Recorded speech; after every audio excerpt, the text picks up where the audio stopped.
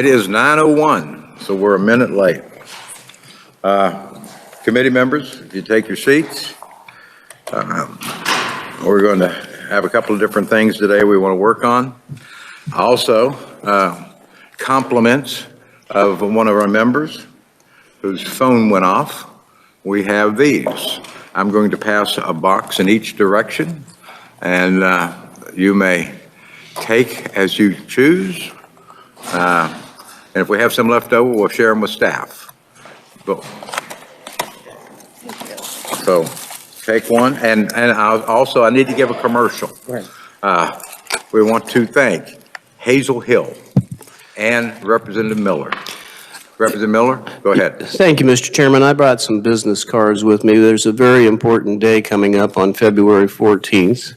For those of you lucky enough to have lovers, this is a great way to recognize them on the 14th. Hazel Hill Chocolates, for those of you who support small business, is a small chocolate shop just about a block away. I've got some business cards I'll pass around for those of you that might want to take one. Thank you for the time. Thank you. And I'm sure you'll find someone, maybe, to give a box to. There's always hope.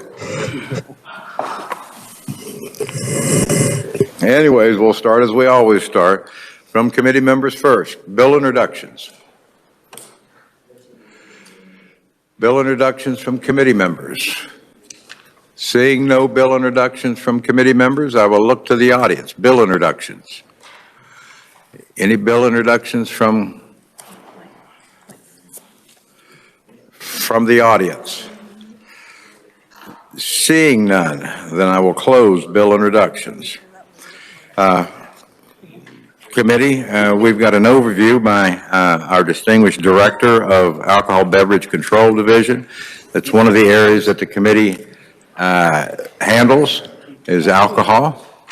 And with that, I would recognize Debbie Beavers with ABC. Good morning, Debbie, and welcome to the committee.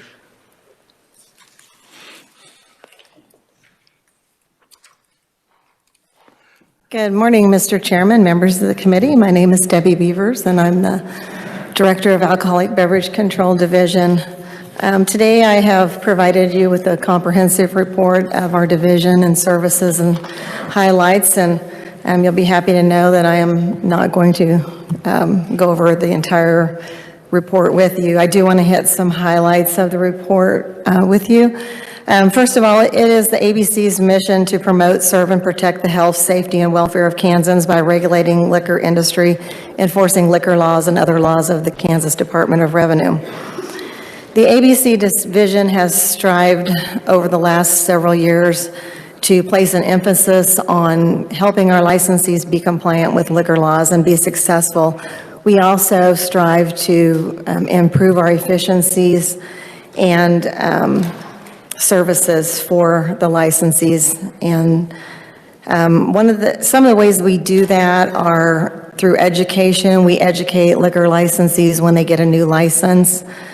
If the local agent cannot do that license delivery in person and education at the time, they have 14 days to do that education. This gets our licensees off on a good foot. They know what the laws are pertaining to their particular license type, and they develop a relationship with their agent and the ABC instead of having maybe a first occurrence with ABC agent as an adversarial occurrence when there a violation occurs. We did deliver 95% of those educational visits timely this past year. We also do education for other stakeholders, law enforcement agencies, other areas that request training, and then we do, our agents focus on changing the behavior of repeat violators. So those are some of the things that we're doing for education. With online services, we have a user-friendly website. We have online applications. In January of 2021, I did mandate that all licenses applications are applied for online. And we did receive, I think 89.5% of all applications did come in online last year. That really helps us, especially when this COVID restrictions, you're in the office, you're home, you're in the office, and so that's been very, very helpful for us, and it makes it much more efficient. We also have handbooks for each license type that gives them the basic rules for their particular license. And then we have links to our Facebook page that's geared toward licensees. We also interact with the industry. We're involved with meetings that the industry has and promptly answer any inquiries as they come up with stakeholders. And then we like to promote transparency and open communication. The next thing I want to talk to you about is shipments of alcoholic liquor to Kansas residents. Last year, I did not provide a briefing, so I want to talk a little bit about something I had talked last year with the Senate committee. During COVID, we did a limited scope investigation of unsolicited advertisements to sell alcoholic liquor. These advertisements might have come in our enforcement agents, just their personal email or on their Facebook feed. So we did 22 purchases. The only shipment that is allowed under law to a Kansas resident's home is wine, and that is if they have a special order shipping license. To obtain that license, they have to be a wine manufacturer and have that permit from the TTB. So of the shipments that we did on spirits, 95% of those advertisers that we contacted sold and shipped to Kansas residents, which is not legal. 100% of the beer advertisements that we submitted an order for, they did ship to Kansas residents, and that's not lawful. Wine, 71% of those sold and shipped. It is authorized again if you have that special order shipping license.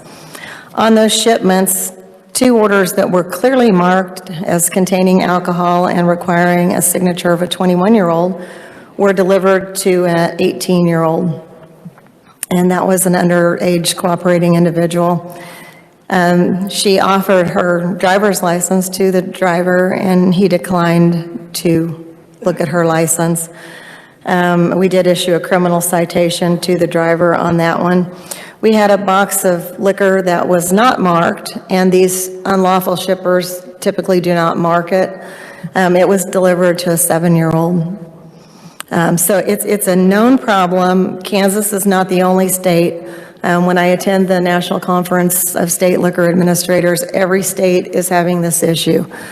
So it's a big problem. Not only does it make it easy for underage to get access to alcohol, but there's also a large amount of tax dollars that are not coming to the state of Kansas via enforcement tax or gallonage tax. So it is an issue.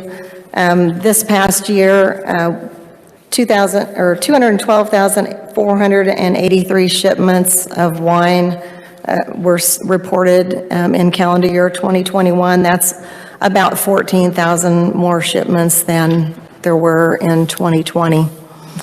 The biggest problems that we have, we're doing match reports, and we match the special order shipper reports. Those come in quarterly.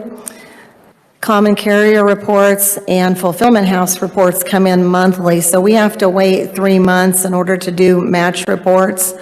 And what we're seeing is either unlawful shippers that don't have a license, or they're shipping to more than 12 standard cases to an individual or an address during that year.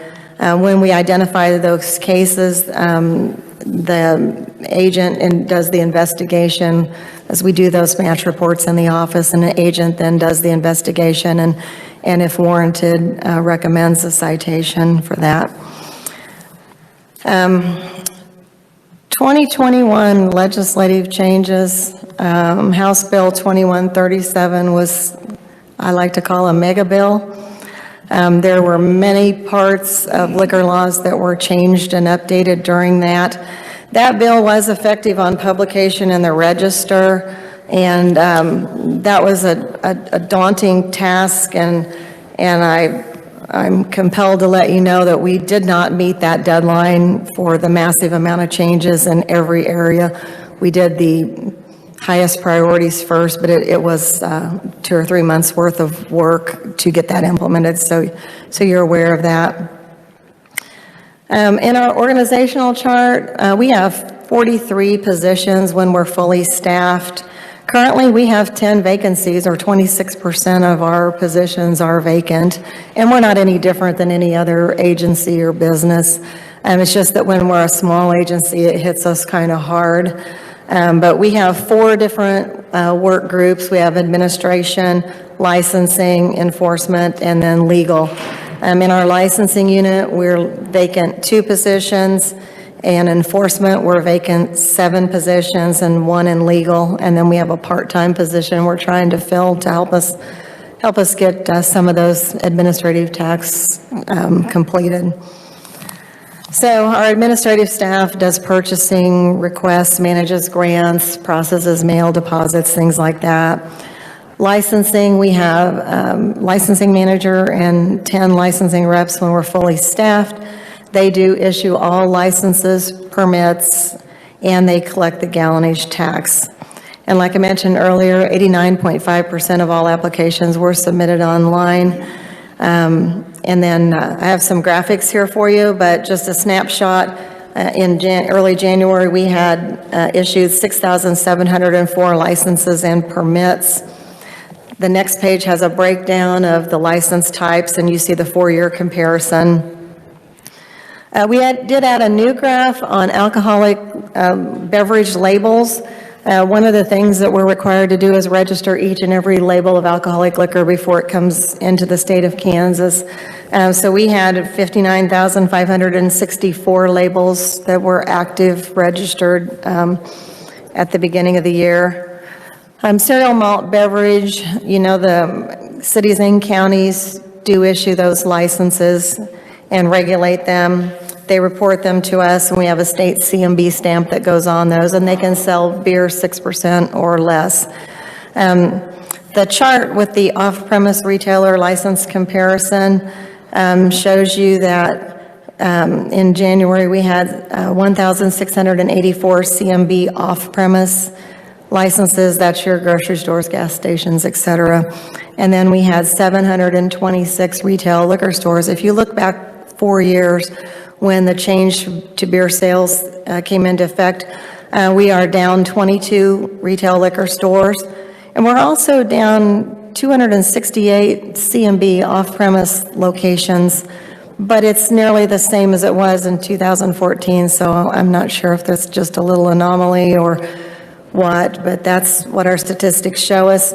For the on-premise comparison, earlier we had 849 Cmb retailer locations that do on-premise, and that's down 196 since 2019.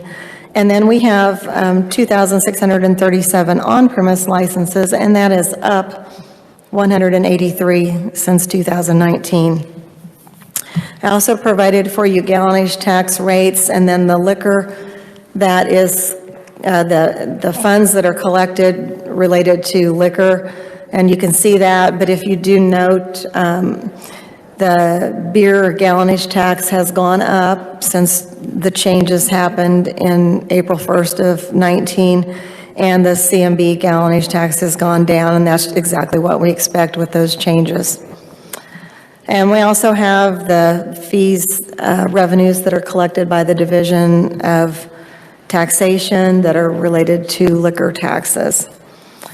In our enforcement program, as I mentioned, we have 7 vacancies there. We have 1 agent starting next week and 2 more we hope to onboard in the following couple of weeks, and we're still continuing, obviously, to fill those positions.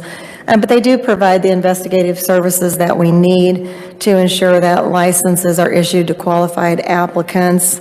It has been a struggle for the enforcement program with COVID restrictions, but we have continued to manage to be out there and doing operations in a safe and effective manner.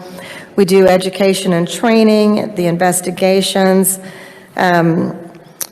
We do all complaints that are submitted to ABC are investigated. And last year, we had 361 complaints submitted to us that we did investigate.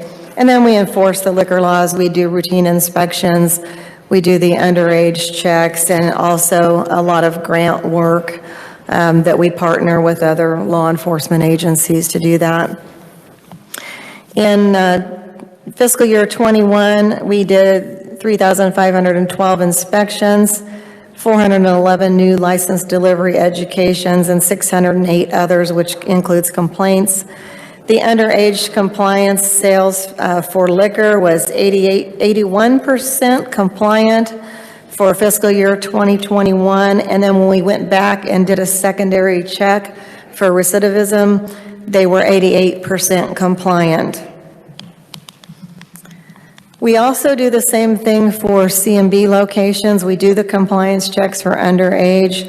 In fiscal year 2021, we did 128 random controlled buys, 58 chosen, which are when we go back and do a recheck if a sale was made, and then 39 other that includes investigations. Their compliance rate was very similar, 88%.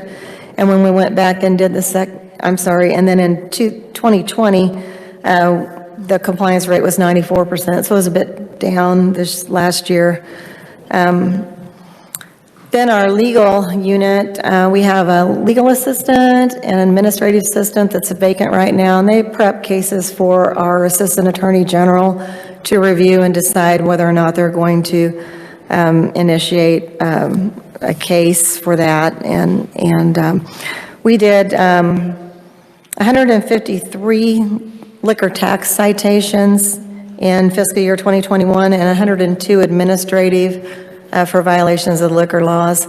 We collected $95,636 in fines in fiscal year 2021. I will tell you that during last calendar year, because of COVID and the challenges that these on-premise businesses had, if they didn't file and pay their taxes, we still issued the citation. The majority of them contacted the Division of Taxation, either entered a payment plan, filed their taxes, or paid them, and then we did waive the fines in order to help them out. So there was a few folks that just paid their fines, but we did that to help folks all last calendar year, and that started actually at the end of 2020 as well. Cmb citations, we issued 39 in fiscal year 21 and 40 in 2020. We collected $10,200 in fines for violations last year. And then finally, our agents do enforce the drug tax for illegal drugs. And our agents will do the tax assessment. They'll secure property and assets in order to satisfy that tax debt, and then it's turned over to the Division of Taxation for collections. They have set a $1,000 minimum in order to accept a drug tax case. And there were 126 drug tax assessments done last year by ABC agents. And then we take great pride in providing services for our licensees and being customer service friendly and helping licenses be compliant. And we measure our effectiveness by doing random surveys. We do 2 surveys. The first survey goes to every license or permit applicant that provided us an email address. They get a survey regarding their licensing experience, their education experience with their agent who did education, provided their in-state. Secondly, we do a randomly selected list of existing licensees, and those are sent a survey focused on customer service, division services, and regulation of the industry.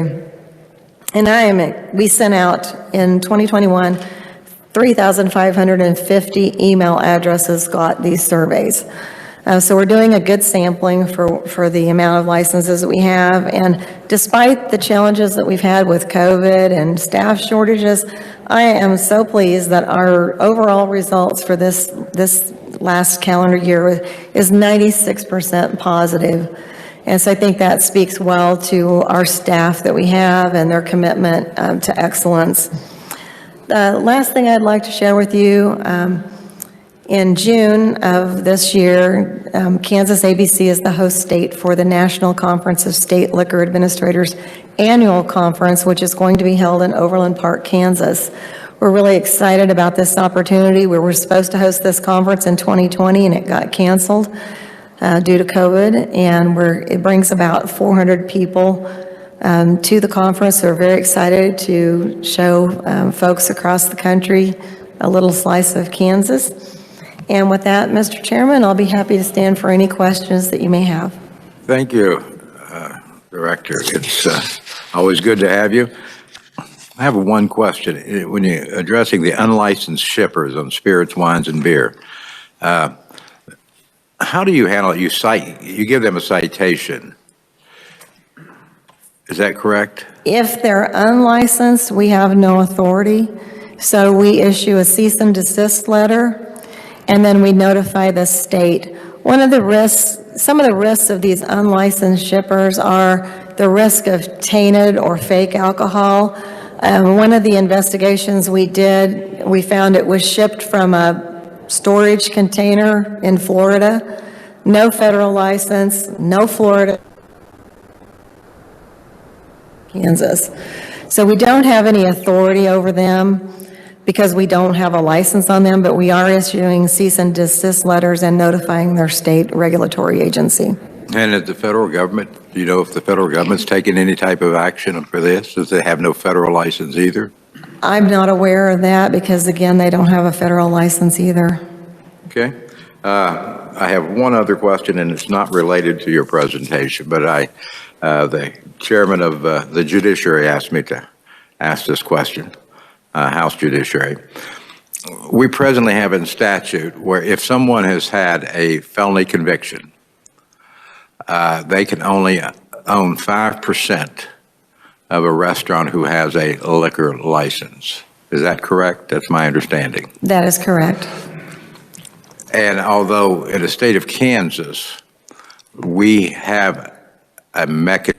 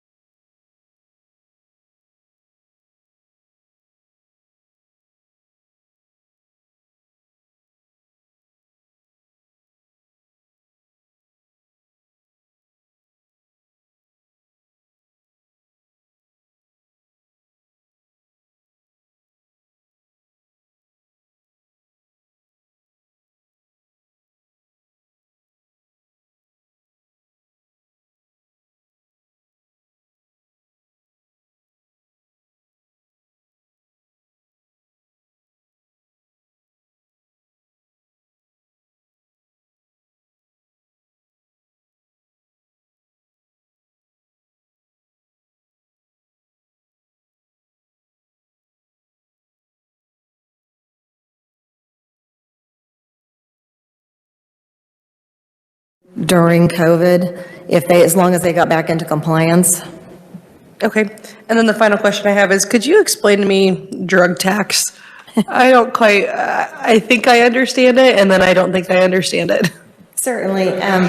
There is, obviously, certain drugs are illegal, but you can go into the Department of Revenue and purchase a drug tax stamp anonymously in different denominations, and that's handled by the Division of Taxation. So if you're caught with your illegal drugs and you don't have your tax stamp attached to it, then you go down this channel with a drug tax assessment. It doesn't absolve you from any criminal charges, you still have those, but you also get this assessment. Thank you. That's what I thought, but I just wanted to double check. Thank you. The best part about that, I think we enacted it about 20-some years ago after the federal government. And I don't know if anybody's ever come in and bought a tax stamp for their illegal drugs, but they have? Yes, they do. Okay, well, I think that's wonderful. Yeah, at least the police know who to look for. No, we when they can't do follow that. them. I'm going to stop here. Are we now have people on WebEx?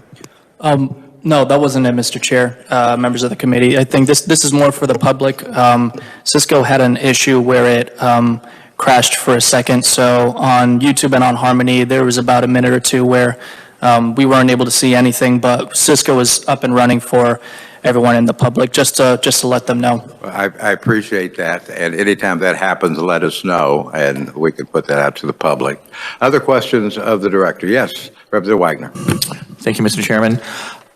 Ms. Beavers, the question about the online selling and sort of the massive disregard for Kansas law, how concerned, I mean, I take it you did some exploration into it, but is this something that you're actively trying to pursue? And also, do you have an estimate? I mean, how much dollars, what percent of the market is this actually, for spirits and such? Thank you for that question. I don't have an estimate, but I can tell you the amount of shipments that are reported to us,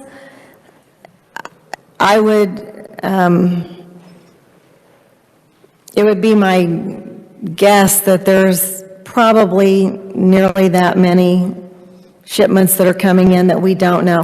How we're pursuing this is because of the new legislation last year that we got the fulfillment house. We have the carrier reports, and then again, we match them to our licensees. And the ones that drop out, we pursue those and investigate those, but it's very difficult.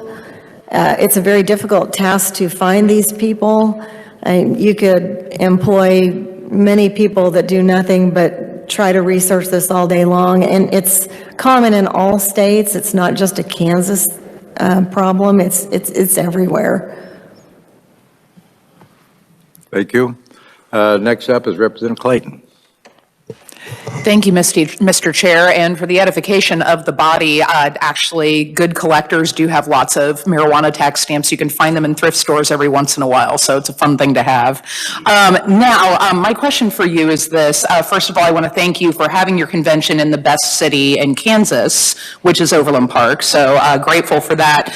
But also want to ask a question. I noted, I did catch that you have 7 vacancies among your enforcement agents, but do you mind telling me if you do you have any other vacancies in any other areas? And if so, have you looked at those being remote? Is that a possibility? And how can we assist you with recruitment? I know that we've got a major labor force shortage, but there's no reason why we can't help out.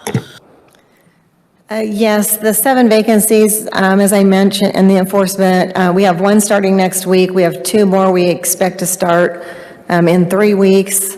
And then we're still working on through applications because they are scattered across the state.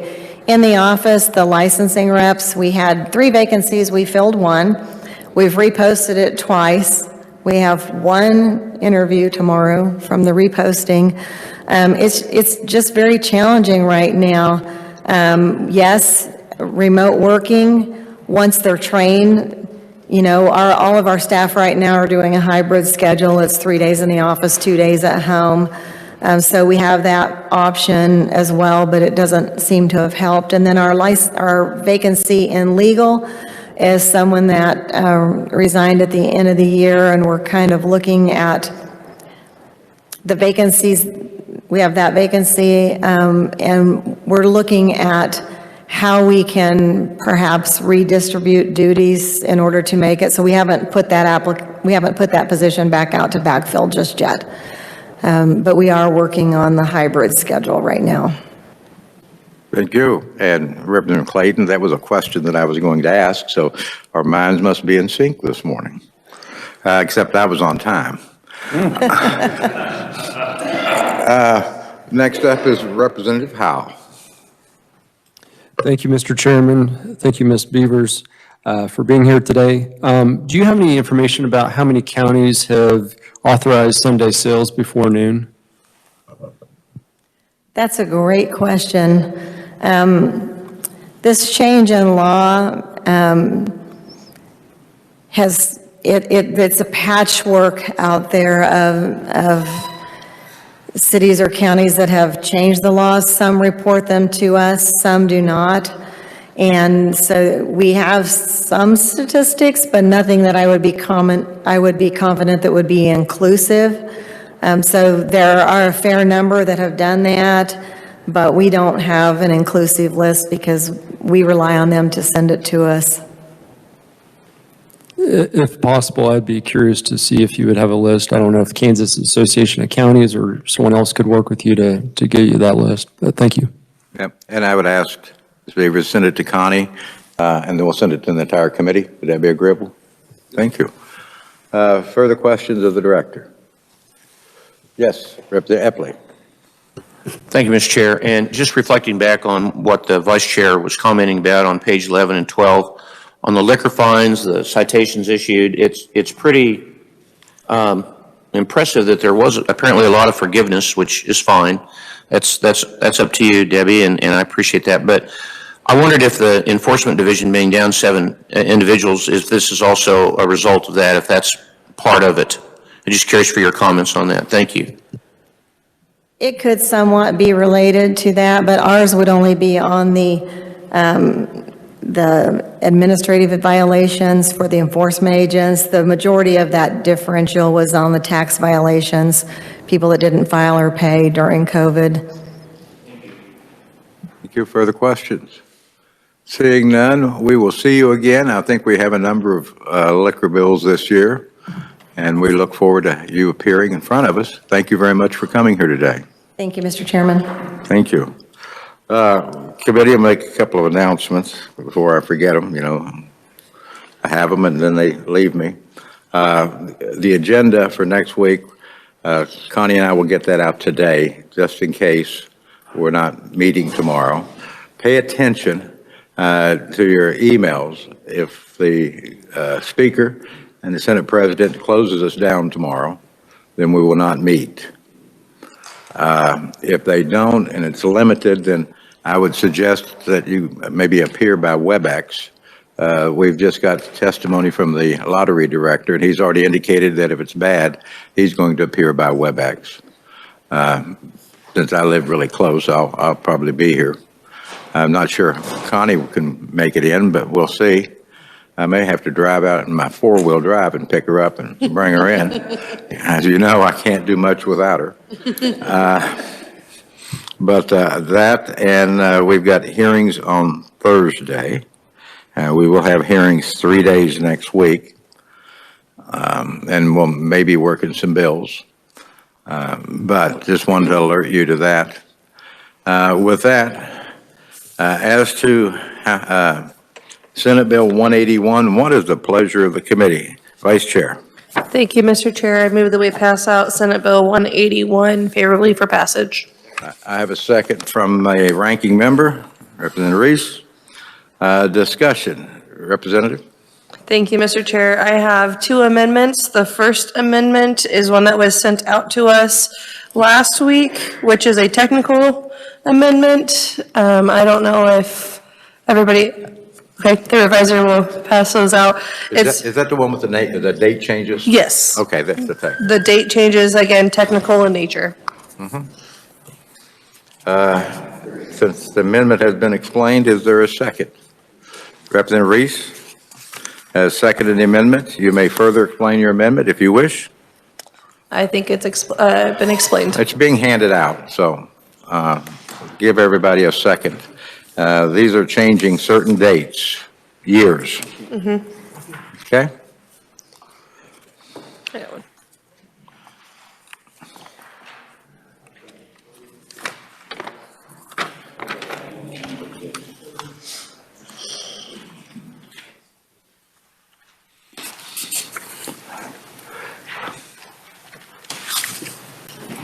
Has every member had a copy of the changes on the dates from 2021 to 2022, and some of those to go to 2023? And some go to 2027. Right. Questions on the amendment as discussion? Seeing none. Representative, you may close on your amendment. I close and move my amendment. You've heard the motion to amend Senate Bill 181 by the representative. All in favor, say aye. Aye. Those opposed, no. Opinion of the chair, the ayes have it. The ayes do have it. The bill has been amended. Representative? Thank you, Mr. Chair. I have a second amendment, which will be passed out. This amendment is compromise language between the opponent and some of the proponents. This was discussed after the hearing to find compromise. It has to do with again, we only had one single opponent, and this is just dealing with reciprocity and grandfathering. Thank you. I'm going to wait just a moment until everybody gets a copy of the amendment.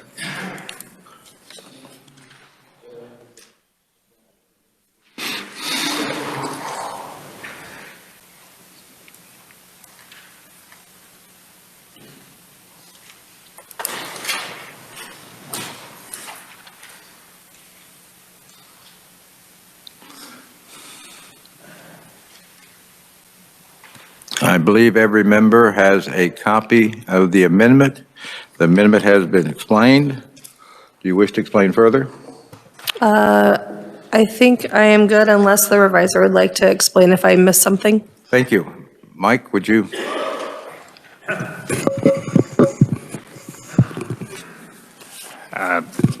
Mr. Chairman, members of the committee, this amendment appears on page 5, and it's kind of a grandfather clause, I guess. An elevator mechanic shall be, license shall be issued upon application to an applicant who holds a certificate of completion from the National Association of Elevator Contractors Certified Elevator Technician Certification Program, National Elevator Industry Education Apprentice Program, or other equivalent, holds a valid license from a state having so it's a reciprocity type of an amendment that was suggested by the folks that basically, I think, promoted the bill. Thank you. Representative Heiberger? Thank you, Mr. Chair. I have a revised question. I mean, online, looks like line 9 uses the word grandfathering. I'm not sure I've seen that in our statutes before. I misspoke. I think it's reciprocity, not grandfather. Well, the word grandfathering appears in the amendment. Or grandfathering, you're right, who can demonstrate within the first year following an action that the person has worked as a mechanic without supervision for at least 8,000 hours. So it's reciprocity and grandfathering, excuse me. I guess I'm wondering if that, it seems like that's quite unusual for statutory language. I'm wondering if the meaning is clear, but. Was that a question to the reviser? No? Okay. Now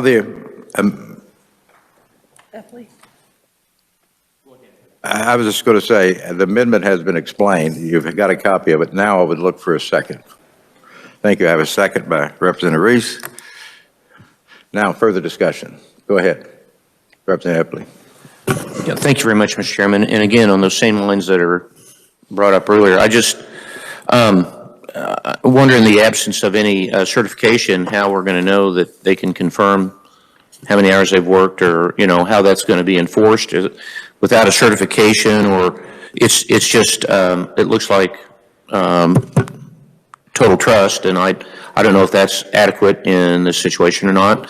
I'd be curious what other members think about that. It just seemed like unusual wording and language in the amendment. Thank you. Thank you. Representative Miller? Could he have his question answered? Well, I'll ask the reviser. Go ahead, reviser. I'm not sure what the question is. Is it,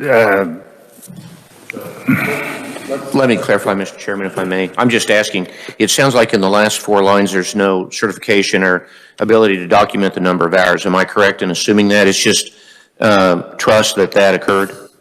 The bill doesn't deal with certification of the number of hours and so on. This amendment was brought forward by the folks that promoted the bill. Okay. Was that comfortable with that? Thank you. Representative Miller?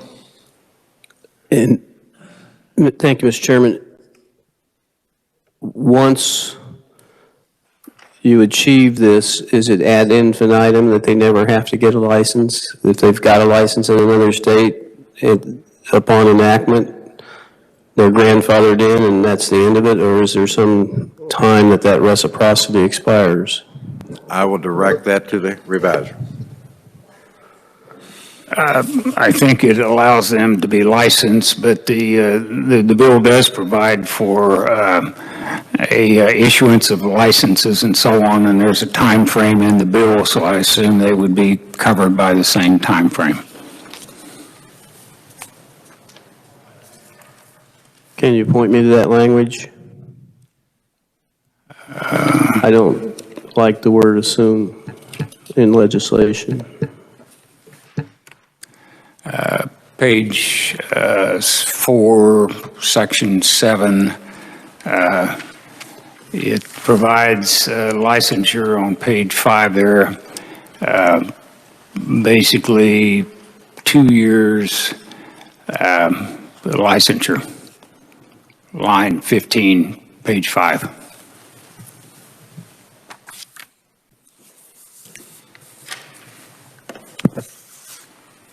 Thank you. Was that helpful? To who? It answered my question. Thank you. Don't think it's helpful to the people promoting the amendment. Thank you. Mr. Chair, may I? Yes. Would the, question for the reviser, would the advisory board be the one to require the, the acceptance of the standards? Is that in the bill to help with this out? I believe that's correct. Thank you. Okay. Further questions of the amendment? Seeing none, Representative, you may close on your amendment. Thank you, Mr. Chair. I close and move my amendment. Thank you. You've heard the motion of the representative to amend. All in favor, say aye. Aye. Those opposed, no. Opinion of the chair, the ayes have it. The ayes do have it. The bill has been amended. Back on the bill, discussion. Representative Garber. Thank you, Mr. Chairman.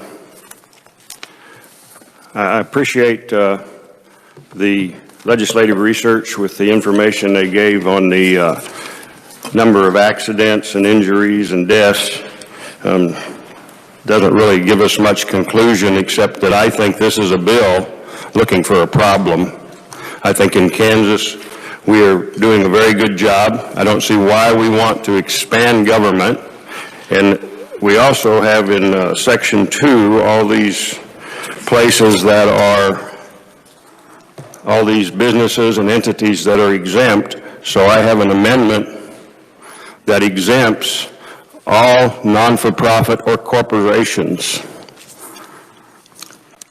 Anyone that's exempt from federal income tax pursuant to Section 501c3 of the Federal Internal Revenue Code of 1986. And I will stand for questions. Just, I think I need a little bit more explanation here. Say again? you're exempting out all nonprofit Yes, sir. organizations who have elevators. Okay, Yes. that was my question. And do you know how many of them exist? We don't know how many elevators are in Kansas Well, to the begin testimony with, so was no, I do not 10,000. know. I do not Testimony know. was about 10,500. Pardon? The testimony at the hearing was around 10,500. That was a testimony. According to the reviser, there may be as few as 8,000. All right, then testimony was 10,500 approximate, it was approximate. And now the reviser may indicate it was 8,000, so we're looking at between 8 and 10,500. Do we know what percentage of those would be nonprofit? And I do not know. No, okay. sir. Do we know what percentage? I'm not sure where a nonprofit would own an elevator unless they own a building, I guess. Yes, Representative Howe. Thank you, Mr. Chairman. Just a point of order, I don't think this amendment has received a second. It has not received. Normally, in my committee, I ask for the amendment, then I want them fully explained, because before somebody makes a second, because I have seen people second amendment, and after it was explained, they want to withdraw their second. So the process is always, you make offer your amendment, I try to get it explained as fully, and then if you choose to second it, and it keeps a lot of people from saying, I really don't want to second that now, can I take it back?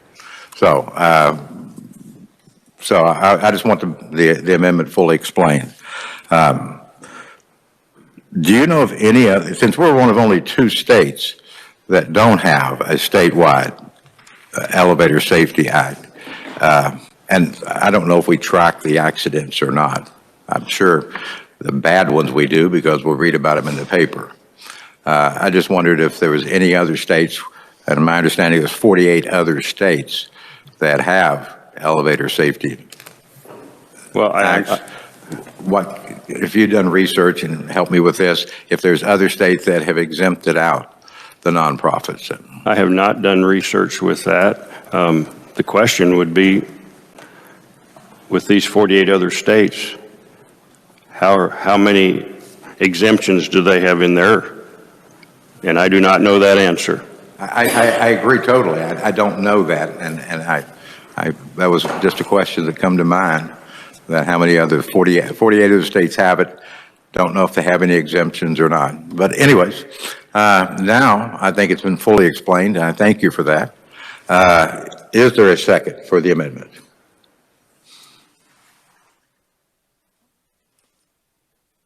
I have a second from Representative Clayton. Further discussion on the amendment? Yes, Representative. Thank you, Mr. Chair. I would have to be opposing this amendment. I look at this as a life safety issue, and I don't understand how we are picking and choosing whose lives we want to save in nonprofit compared to for-profit locations. Thank you. Representative Hoyt? Thank you, Mr. Chair. I also will be opposing this amendment. At some point, I feel if we're carving everything out, it completely changes the intent of the bill, and you can just decide on the main version of the bill whether or not you support regulating the safety of these elevators in Kansas or not. And I think it is important to provide this safety across the state. Thank you. Thank you. Yes, go ahead, Representative Epling. Thank you very much, Mr. Chairman. And so just maybe a point of clarity on how this might progress. It sounds like we really don't have much information on what other states do related to this. And is this something that if we don't vote it up today, this amendment in the bill, but the bill goes to committee, could this be put in conference if we learn that, say, 47 states have this stipulation in amendment number 3? That is correct. And it could also be brought on the floor of the House. Certainly. Okay. Thank you, Mr. Chairman. Thank you. I guess my only question is, I don't know if I get on an elevator that I'll ask the question, well, is this owned by a 501c3 or is it not? I'll take the stairs. But anyways, further discussion? Seeing, yes, Representative Miller? I'd like to speak in favor of the amendment. Someone asked rhetorically how many nonprofits have elevators, and one group that comes to mind quickly are churches. I think this is a good bill. I think a good bill. Okay. The underlying bills. I think the bill is a good bill. I think I've been convinced of the need for regulation of elevators. I think a good way to get into the regulation field is gradually. We don't have any regulation now of nonprofits. I don't feel like people going to church and taking the elevator in particular peril, however. And I think once we enact this law and see how it impacts high-rise towers and the like, and whether or not our regulatory staff is up to adequate regulation, vigorous regulation, and we see how it works, then we might want to revisit extending it to nonprofits. But I don't know that it's really necessary that we jump into it whole hog until we have some experience, and then we can always extend it. So I speak in favor of the amendment, and I do support the underlying bill. Thank you. Representative Heiberger?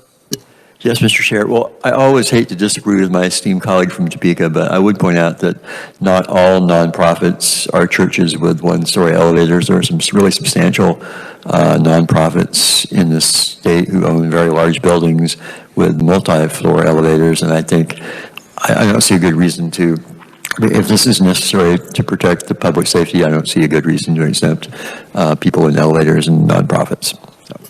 Thank you. Further discussion? Seeing none, Representative, you may close. Thank you, Mr. Chairman. Excuse me, hold it. Representative Orenkamp? Sure. Thank you, Mr. Chairman. I think just, and I'd be happy to be further educated on this if somebody knows more, but I think OSHA has some requirements for oversight on elevators and inspections annually, and also I think insurance companies do as well. So it's not as if elevators don't already have inspections being done to them. I think the question is, you know, we're just adding another layer of government oversight onto every single elevator. So for me, that's the way I see it, but I'm happy to be corrected. Thank you.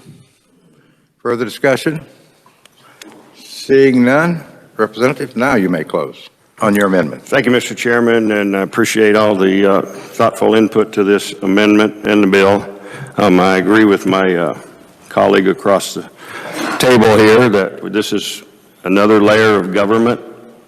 But I also want to say, you know, we're questioning how many elevators there are in nonprofit organizations, especially churches, small churches with very little income to begin with, and we're going to ask them to provide more money to have license and have their little chairs that go up the stairs or whatever inspected.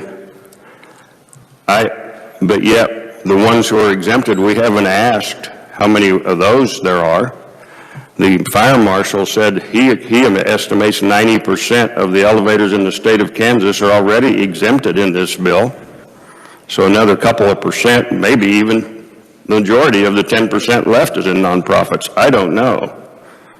But I'm going to move my amendment and ask that you support it. Thank you. Thank you. You've heard the representative move his amendment. All in favor of the Garber amendment, say aye. Aye. Those opposed, no. No. Opinion of the chair, the noes have it. Noes do have it. We are back on the bill. Further discussion on the bill. Seeing none, oh, yes, Representative Howe, sorry. Thank you, Mr. Chairman. I just had a question regarding what would be considered an acceptable standard in place. Would anybody be able to speak to the International Building Code and whether or not that would be an acceptable form of regulation? Well, the problem is, we've had the hearing. We could have asked that question at the hearing when we had the experts here. We don't have those experts. Yes, I failed to do that during the hearing. It came up since then, so I just didn't know if anybody knew if that was an equivalent standard. I can ask committee members if they know, but I can't go outside the committee because we are actually working the bill. Yes, sir. Could legislative research or revisor? I can ask research. Yes, we can do that. Yes, sir. Research, Thank you. Can you answer that question? Thank you, Mr. Chair. Jordan Milholland, Legislative Research. I will have to say that I have not looked into the International Building Code. That'd be something we could look into to see if there's any standards in there and provide that information. And you can provide it at some later date. If this bill passes out, it will go to the floor, and then you'll have that information. Would that be helpful? Yes, sir. I was just kind of curious. It was something that came up kind of last minute. Thank you. Yeah, okay. Further discussion? Seeing none. Representative, you may close on your bill. Thank you, Mr. Chair. One thing I want to make a comment to the committee is that there, again, is an advisory board that is established in this bill, and I think that a lot of the issues that questions that we're having, that advisory board, they're the experts in this field. So with that, Mr. Chair, I move that we pass out Senate Bill 181 favorably for passage as amended. You have heard the motion of the representative to pass out Senate Bill 181 as amended. All in favor, say aye. Aye. Those opposed, no. Opinion of the chair, the ayes have it. The ayes do. I'm sorry, Ripton. Do you have a request? I couldn't hear you. Oh, all right. Representative Heiberger wishes. Let me finish this though. The ayes have it. The ayes do have it. The bill passes out as amended. Representative Heiberger would like his vote as a no, correct? Up, as a yes, I'm sorry. Representative Penn is yes. Any others wish to have their votes recorded? Seeing none. The ranking member will do the bill brief. We'll assign someone to carry. A couple of people's come up to me about carrying bills and different things. My first year here in 12 or 13, I found out I was carrying a bill out of judiciary by getting an email. The vice chair did not even know whether it was a voice vote, didn't know if I had voted for it or didn't vote for it. I do not do that. The vice chair, myself, or the ranking member will contact people to see who wants to carry a bill. But I was shocked one day I got the email at 10:30, and I was to carry the bill at 11 o'clock. I did get the bill passed, but we will not do that. Members that want to be carrying bills, please contact us. We'll only let you carry a bill that you are in favor of. But we will do that. Anything else for the good of the committee? Again, pay attention to your emails of whether or not we will be here tomorrow and whether or not we will have a committee meeting based upon what the Speaker and the Senate President decides. We may have committee meeting if it's limited, the closure of the legislature, and if they don't permanently close it or close it totally, then we will probably have a committee meeting with the lottery director. But I would encourage you, if you're driving in, don't do that. Get online. If you still have internet connections with all this snow. I am sorry, Representative Miller, last time on your suites, we want to thank you again. And I wanted to point out for those that may have come in late that there's candy in the room. I passed them in both directions. Unfortunately, they did not come back to me. So I'm going to head in that direction on adjournment so we can I can pick some up. With that, committee, thank you so much. Next week, we will be busier. We will not work on Monday. And hopefully, if we can arrange it, we will not work on Friday. We are getting several bills in. But with that, we are adjourned.